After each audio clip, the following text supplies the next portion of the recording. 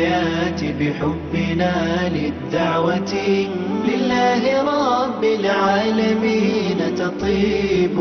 أسعد قلوبا بالهداية والتقى ونر طريقي كي أراه يطيب. أسعد قلوبا بالهداية. بسم الله الرحمن الرحيم. الحمد لله رب العالمين، والصلاة والسلام على أشرف الأنبياء والمرسلين نبينا محمد وعلى آله وصحبه أجمعين. Chers frères, chères sœurs, assalamu alaikum wa rahmatullahi wa barakatuh. Et bienvenue à tous et à toutes dans la continuité de nos cours. Et nous nous sommes arrêtés au hadith numéro 5 sur l'interdiction de l'innovation en religion, d'inventer, d'instaurer, d'ajouter quelque chose qui ne fait pas partie de cette législation. Il n'est pas permis aux croyants cela. Et ce qui prouve cela, c'est le hadith qui a été rapporté par Ummi al-Mu'minin, Ummi Abdillah Aisha radiyallahu anha, قالت قال رسول الله صلى الله عليه وسلم من أحدث في أمرنا هذا ما ليس منه فهو رد. Le prophète alayhi salatu wassalam a dit dans ce hadith, la mère des croyants, Abdillah Aisha radiyallahu anha, a dit: quiconque instaure dans notre ordre ceux qui n'en fait pas partie sera alors rejeté. Rapporté, authentifié par l'imam al-Bukhari et l'imam Muslim.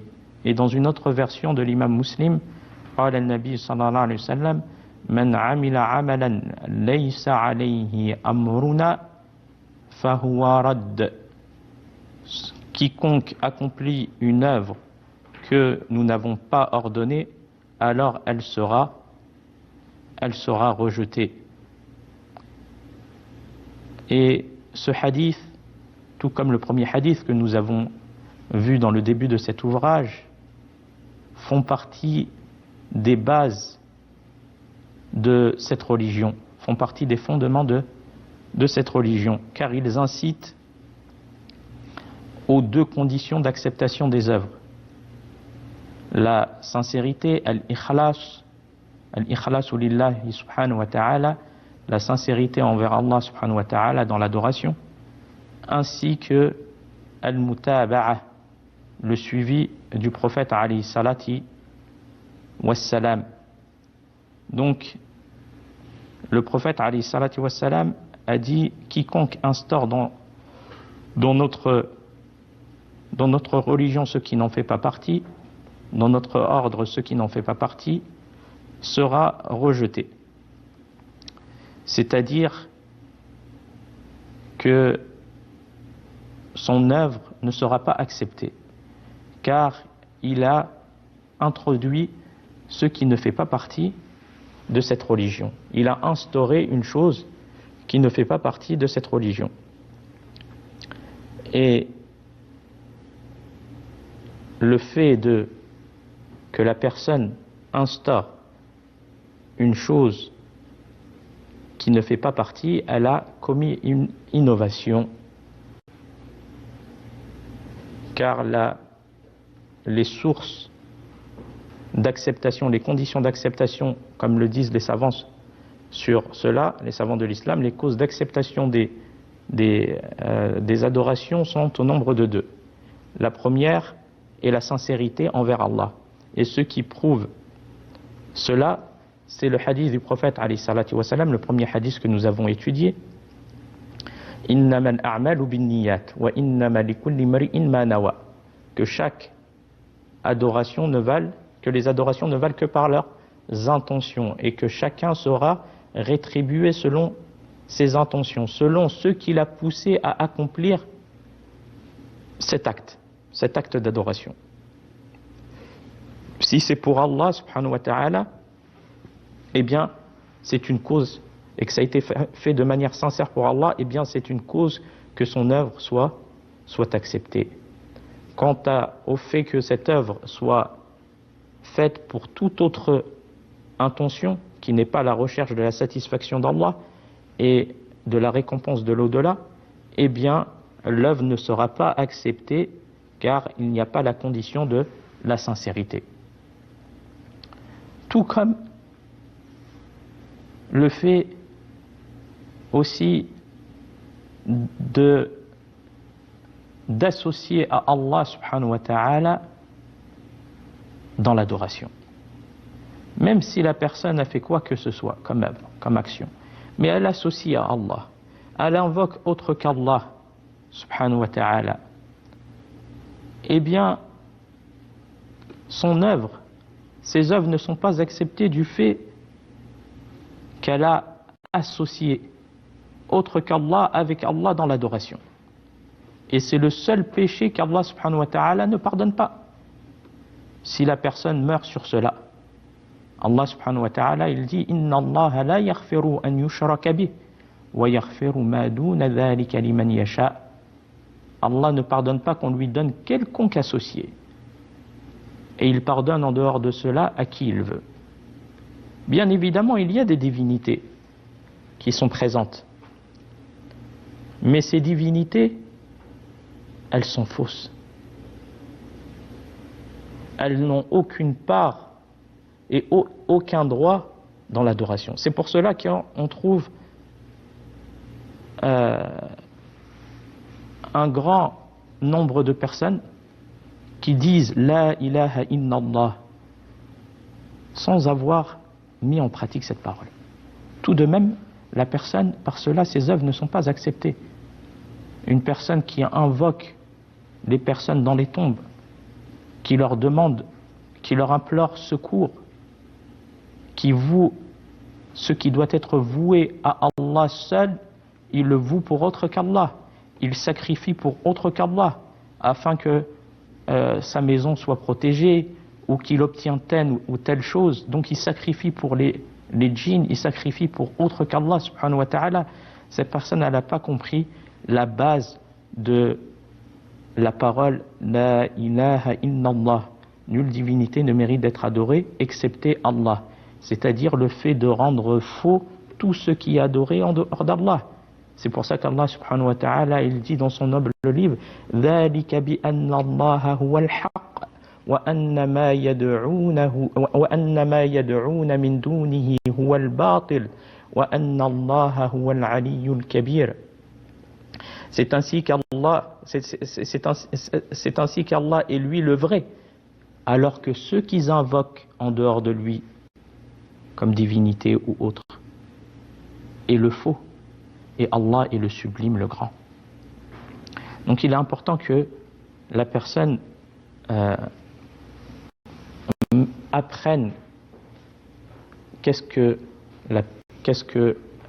veut dire cette parole, et la mettre en pratique, quelle est la croyance, la certitude en cela, et qu'elle œuvre avec les membres de ce que contient comme sens cette parole pour qu'elle soit bénéfique. Comme le prophète alayhi salatu wa salam قال من كان آخر كلامه لا إله إلا الله دخل الجنة. Celui dont la dernière parole est la ilaha illallah entrera au paradis. Car cette parole, c'est une cause d'entrée au paradis. Et donc, la personne, elle se doit de comprendre qu'est-ce que veut dire cette parole et aussi la sincérité dans le culte. Car c'est par cela que les œuvres sont acceptées. La deuxième condition, elle est présente dans ce hadith qui a été rapporté par la mère des croyantes, Aïcha, radiyallahu anha, l'épouse du prophète, alayhi salatu wassalam, qui fait partie des savants de cette communauté, et elle a rapporté de nombreux hadiths, radiyallahu anha, la fille de Abu Bakr as-Siddiq, et elle a rapporté aussi une science, elle a apporté une science abondante, et parmi cette science, ces hadiths, ce hadith que nous sommes en train d'étudier, man amila amalan alaysa alayhi amruna fahuwa radd. Quiconque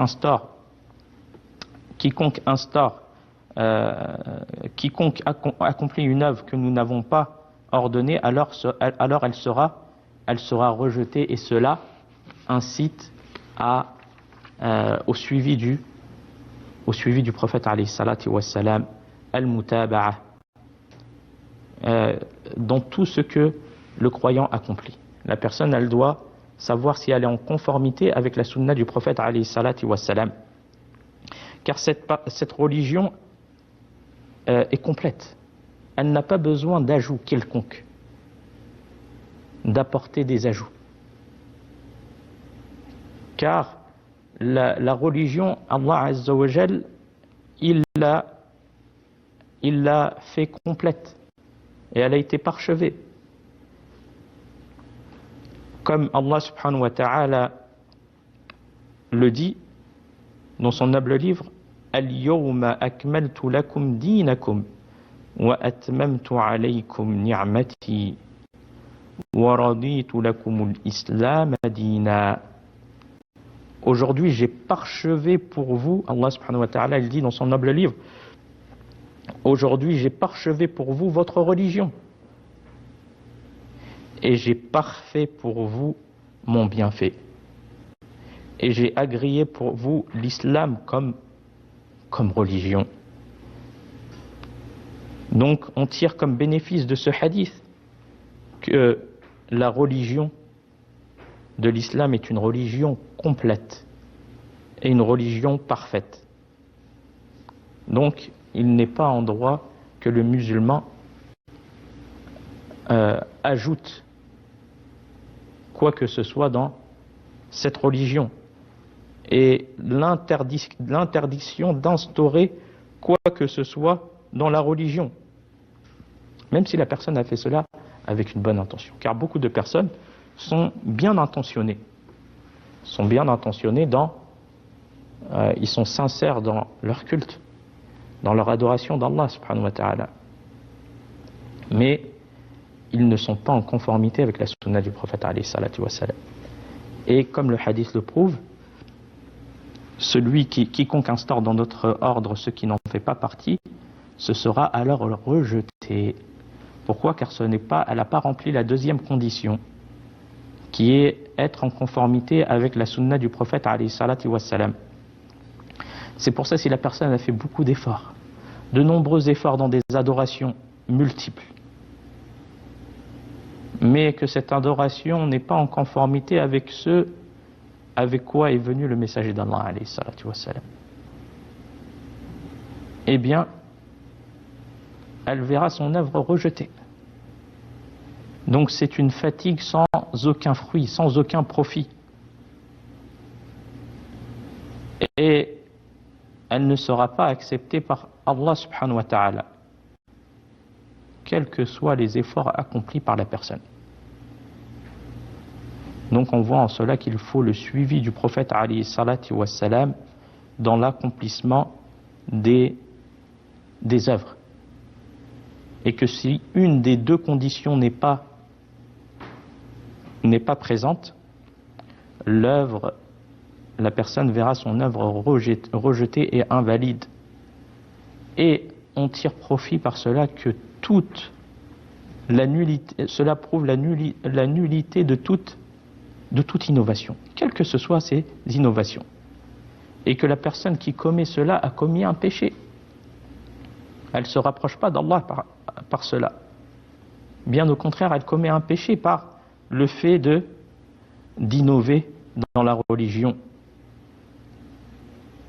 Et que toute innovation est rejetée. Ce qui veut dire qu'il n'y a pas, comme certains en font référence, il existe de bonnes innovations dans la religion.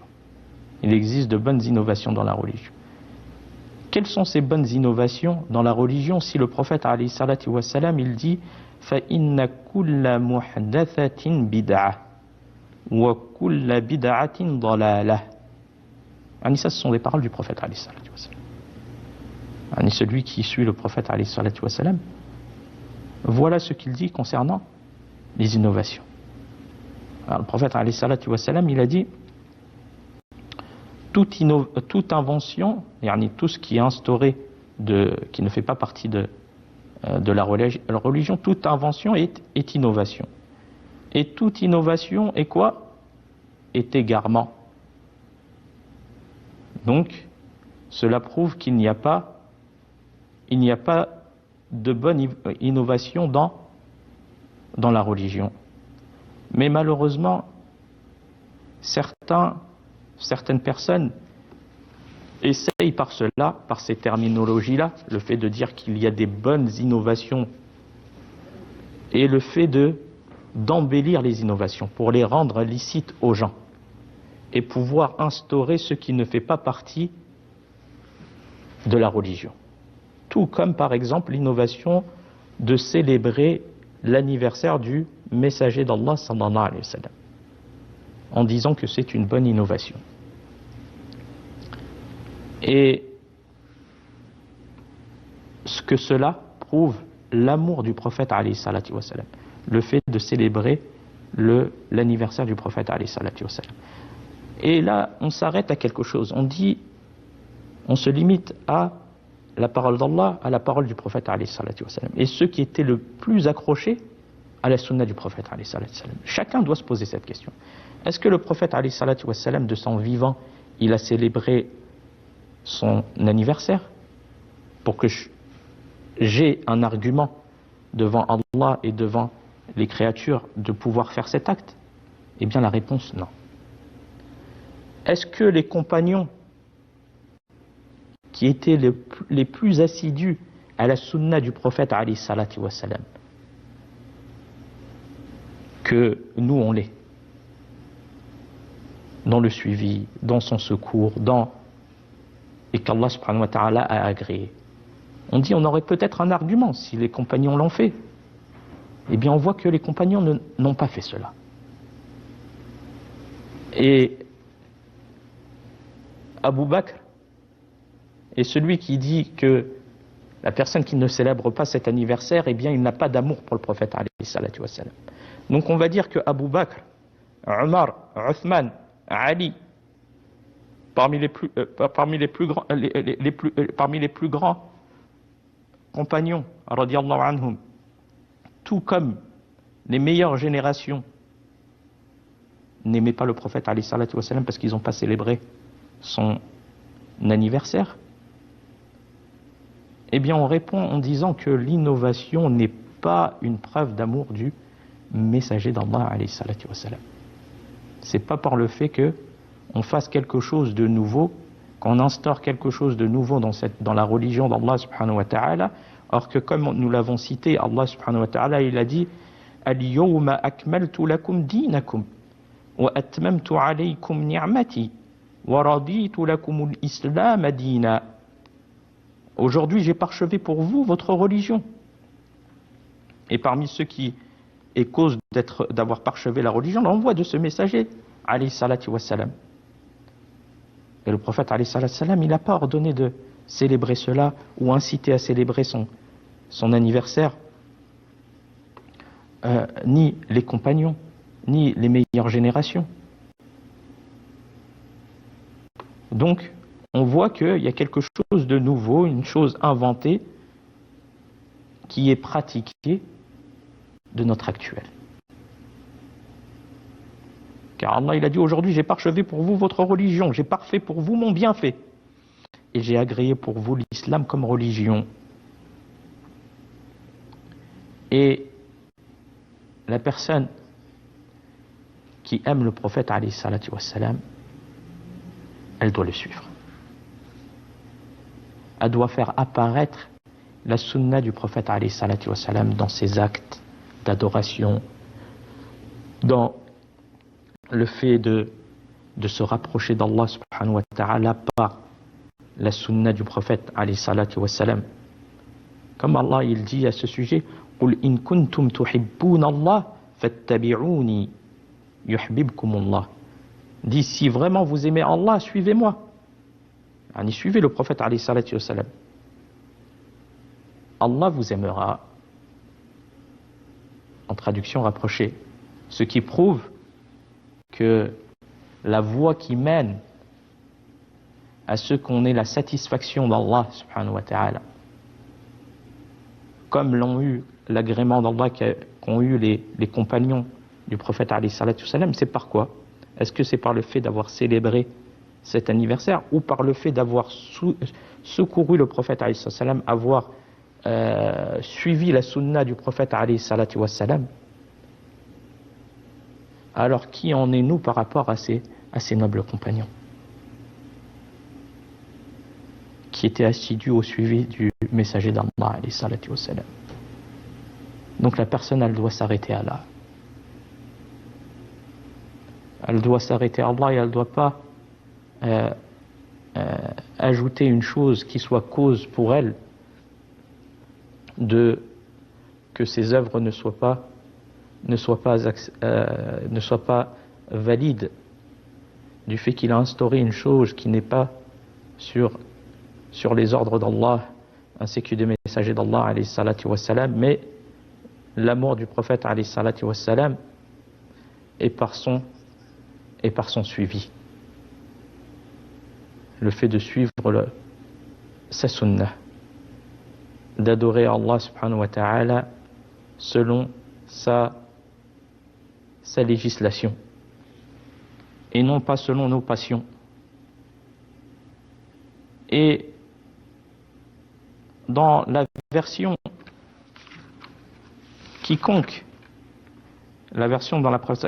instaure dans notre ordre ce qui n'en fait pas partie sera alors rejeté.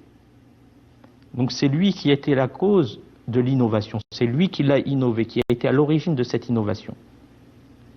Eh bien lui, il verra son œuvre rejetée.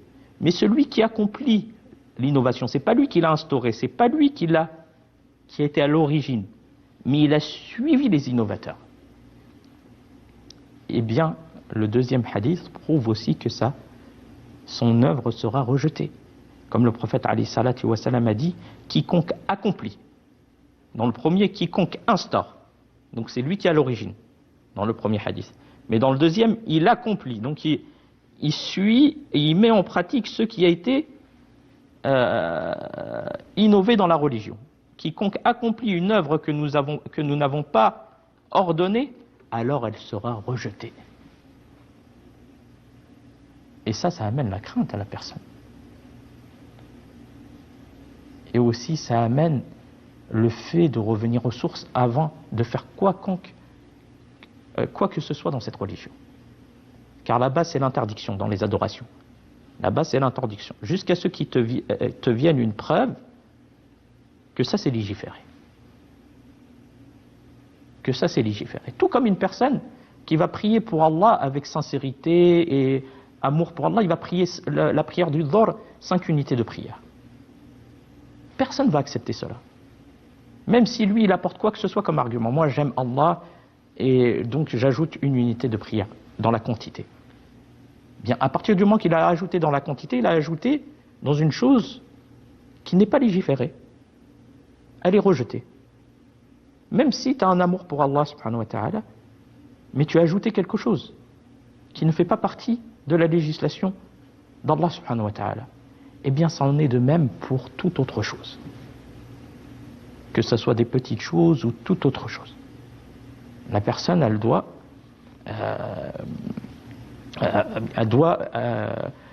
être à la recherche de la conformité avec la sunna du prophète alayhi salatu wassalam.